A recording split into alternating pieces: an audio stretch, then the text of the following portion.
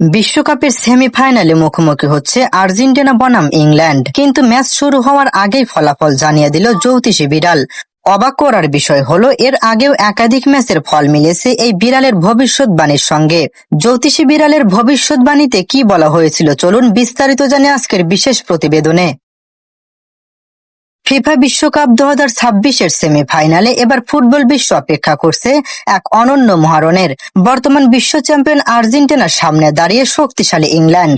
বাংলাদেশ সময় আগামী 16 জুলাই বৃহস্পতিবার দিবাগত রাত 1টায় যুক্তরাষ্ট্রের আটলান্টার মার্সিডিজ বেঞ্জ স্টেডিয়ামে গড়বে এই হাই ভোল্টেজ লড়াই। কোয়ার্টার ফাইনালে সুইজারল্যান্ডকে 3 গোলে হারিয়ে দারুণ আত্মবিশ্বাস নিয়ে সেমিফাইনালে উঠেছে লিওনেল মেসির আর্জেন্টিনা। অন্যদিকে নরওয়েকে 2-1 গোলে হারিয়ে শেষ চার নিশ্চিত করেছে ইংল্যান্ড। তাই ফাইনালে ওঠার লড়াইয়ে কোনো দল 1 ইঞ্চি জমিও ছাড়তে রাজি নয়। আর্জেন্টিনার আক্রমণের নেতৃত্ব দেবেন অধিনায়ক লিওনেল মেসি, তার সঙ্গে থাকতে পারেন হুলিয়ান আলভারেজ, মাঝমাঠে Enzo Fernandez, Rodrigo De Paul এবং অ্যালেক্সিস ম্যাকঅ্যালিস্টার, আর রক্ষণভাগে রোমেরো লিসান্দ্রো মার্তিনেজ এবং গোলবারের নিচে এমিলিয়ানো মার্তিনেজ। সব মিলিয়ে দুর্দান্ত একাদশ নিয়ে মাঠে নামতে পারে আলবিসেলেস্তেরা।